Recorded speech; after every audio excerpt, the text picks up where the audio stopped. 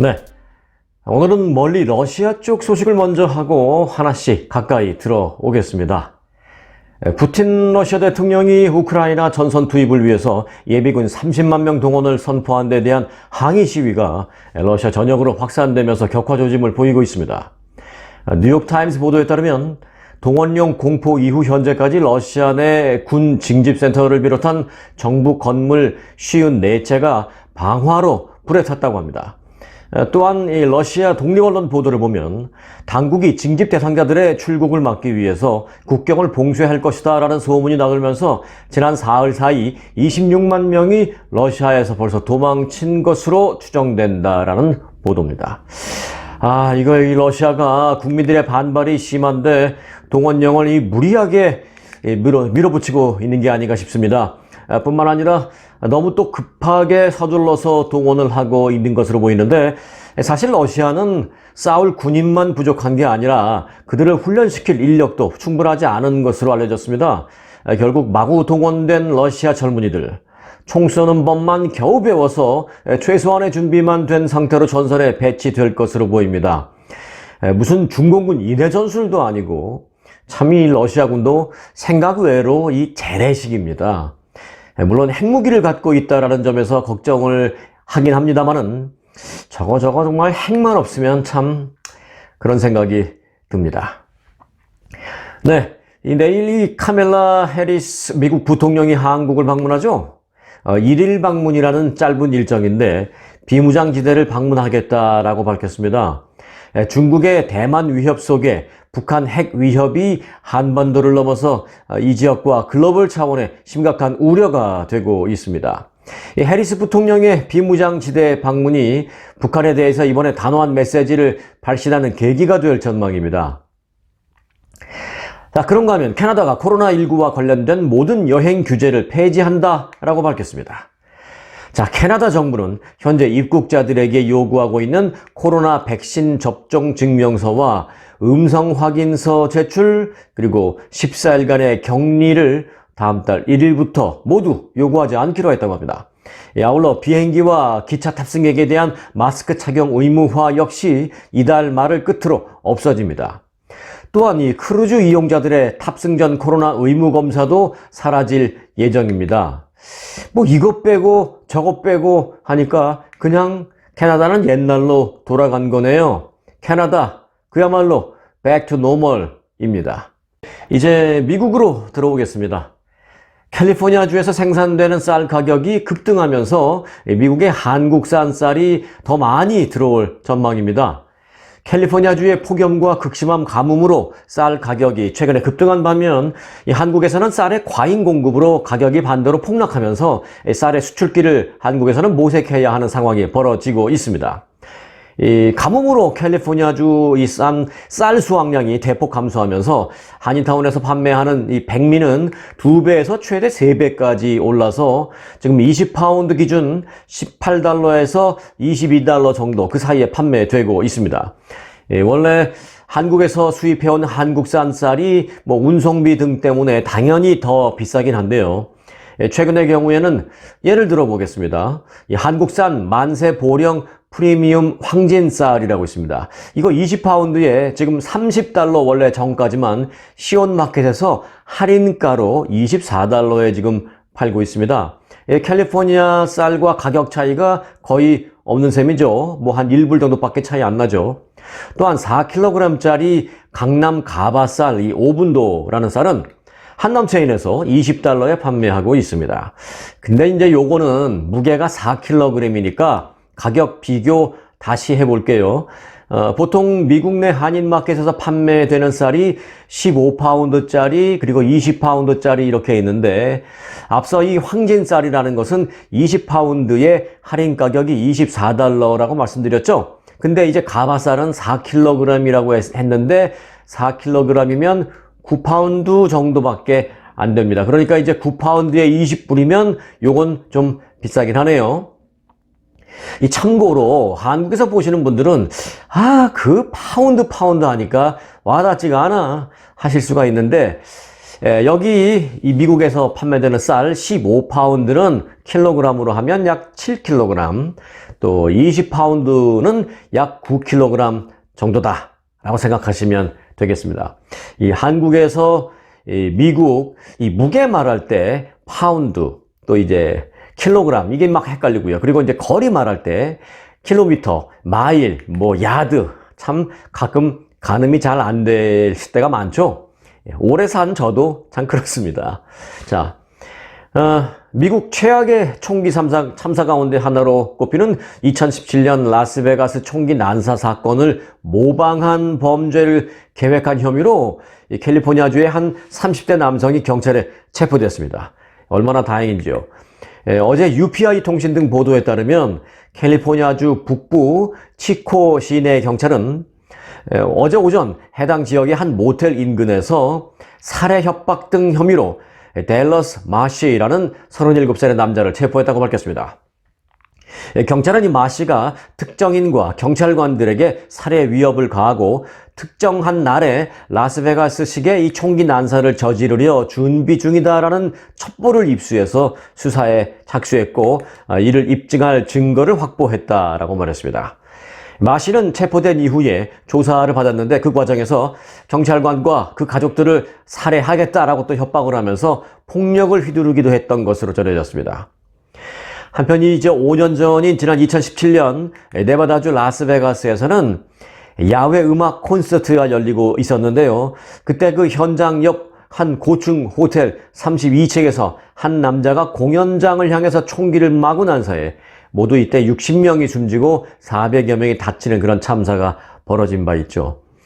총기 난사범은 당시 64살의 스티븐 패덕이라는 사람으로 알려졌는데, 그런 이제 경찰이 포위망을 점점 좁혀가자 이제 체포되겠구나라고 생각을 했는지 스스로 목숨을 끊었고요. 그 때문에 현재까지도 그 범행 동기는 명확하게 밝혀지지가 않고 있습니다. 네, 미국의 보수 기독교계가 오는 11월에 열리는 중간선거에 표심 결집 등 사활을 걸고 있다라는 전언입니다. 단순히 이 종교적인 차원에서 종교심, 즉 신앙심만을 이용한 표심 자극에 그치지 않고 거액의 자금을 동원해서 기독교인들의 투표를 적극 독려하겠다라는 분위기입니다. 그동안 이 미국의 보수 기독교계는 민주당으로 치우친 의회를 내심 불편해했습니다. 거기다가 결정적인 게 있죠. 바로 이 조 바이든 대통령이 가톨릭 신자라는 점입니다. 종교가 달라서 싫다라기보다는 종교가 다르니까 특정 어떤 분야에 있어서 또 특정 정책에 있어서 극심한 차이가 나기 때문입니다. 예를 들면 대표적인 게 이 낙태 문제가 되겠는데요. 또 뭐 범죄자 차별 완화 등의 문제도 있습니다.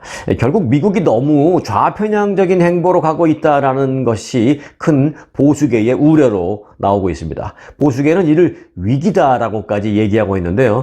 이에 따라서 미국의 보수 복음주의권의 이 대표적인 풀뿌리 단체가 있습니다.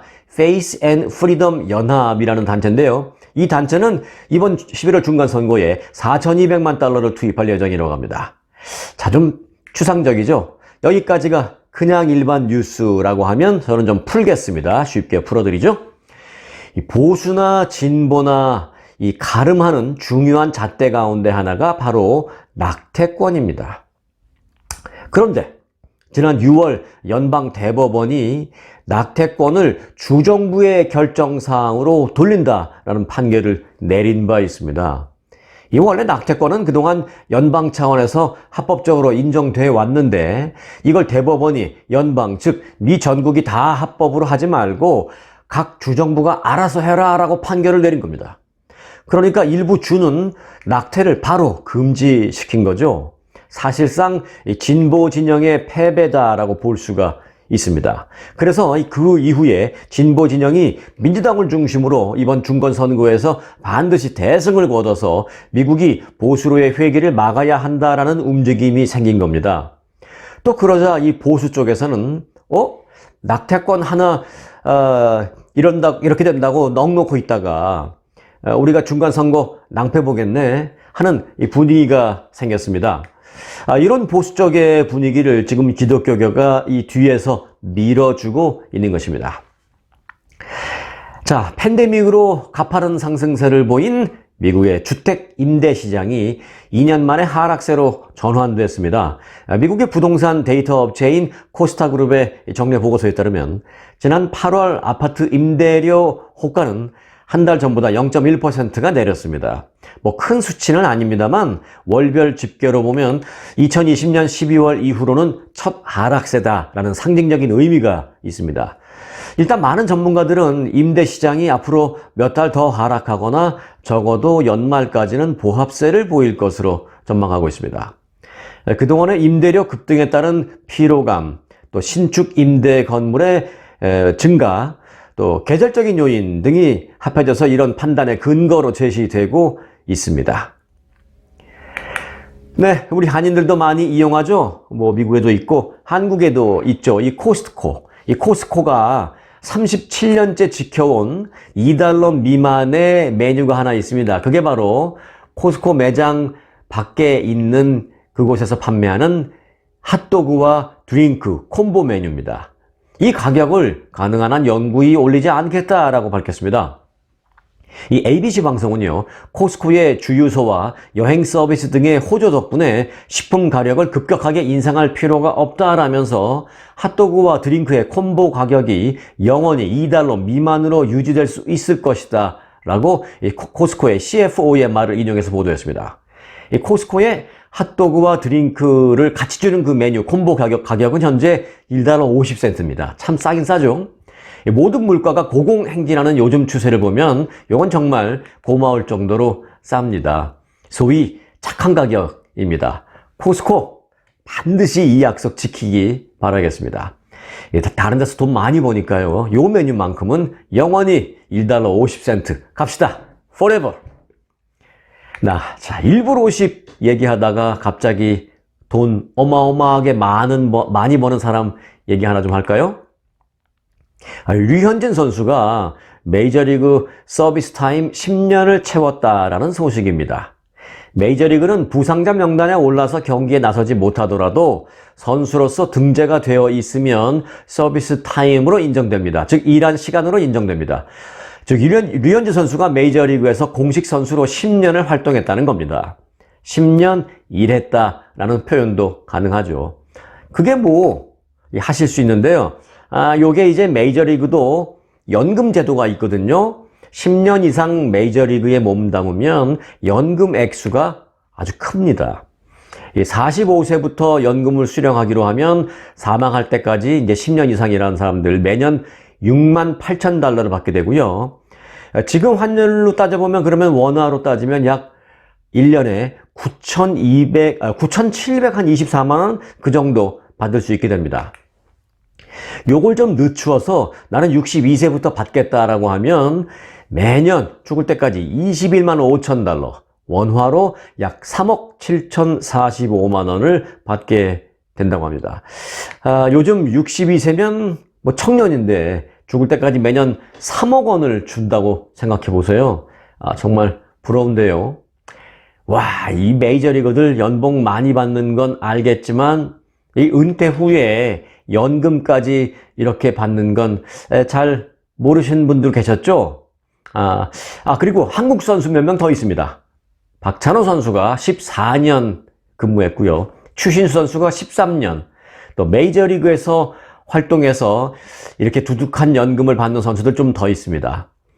이 보너스 뉴스로 그 정보를 좀 더 전해드릴까 하는데요. 메이저리그에서 꼭 10년을 채워야만 연금을 받는 건 아닙니다. 최소 자격이 있는데요. 43일만 일해도 43일 서비스 타임을 기록이 되어 있어도 연금 받을 자격이 시작된다고 합니다. 야, 43일. 재밌는 게 지난해 한국에서 온 이 양현종 선수라고 있죠, 투수. 이 양현종 선수는 12일의 서비스 타임 기록을 갖고 있습니다. 메이저리그로 왔다가 마이너로 갔다가 잠깐 하루 올라갔다가 다시 마이너로 갔다가 해서 메이저리그 근무 기록은 12일 기록을 갖고 있거든요. 그래서 이제 이 마이너와 메이저를 전전하긴 하지만 메이저리그에서 31일만 더 경기를 뛰면 그도 역시 연금 자격을 갖게 된다는 것입니다.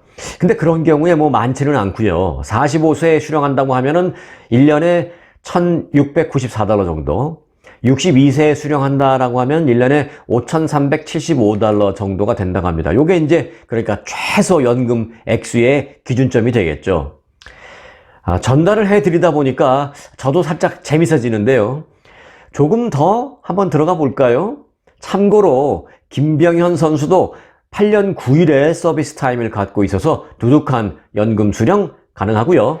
서재웅 그리고 김선웅 선수 등도 다 자격을 갖고 있는데 그냥 아예 도표로 전해드릴게요. 재미삼아서 잠시 보시겠어요?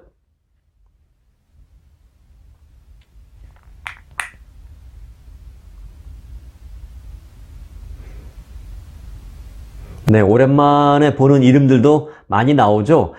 생각보다 이런 선수도 있었나 뭐 그런 생각 들기도 하고요. 거기 뭐 류재국 선수라는 이름도 있는데 아시는 분들겠지만 뭐 야구 크게 관심 없는 분들은 아마 잘 모르실 거예요. 뭐 메이저리그에 뭐 왔다 갔다 했었습니다. 올해는 아니고. 근데 메이저리그에 있을 때 이 공을 갖고 괜히 재미삼아 던진다고 새가 지나가는데 그 새한테 공을 확 던져갖고 이 새가 공에 맞아서 거기 공중에서 즉사한 그런 일도 있어갖고 뭐 여러 가지 말도 많고 뭐 그랬던 그 기억이 있는 선수 류재국 선수. 오랜만에 보는 이름들이 쭉 있네요. 자, 여하튼 열심히 이들 일했고 한동안 우리를 즐겁게 해줬으니 뭐 잘됐다, 부럽다 이런 생각이 드세요? 여러분들 이 쭉 도표를 보시면서 무슨 생각하셨어요? 부럽다 그런 생각하셨어요? 아니면은 뭐야? 아무리 그래도 이건 좀 너무하잖아. 유명하진 않아도 또 뛰어나진 않아도 열심히 일한 나를 비롯한 많은 일반인들하고는 이게 너무 괴리감이 크잖아 하는 마음이 드세요? 참 다양한 마음을 가지게 될 텐데 저요? 비밀입니다. 공정한 뉴스를 위해서 제 마음은 비밀입니다. 그리고요, 참고로 부러우면 지는 겁니다. 자, 저희는 내일 뵙겠습니다.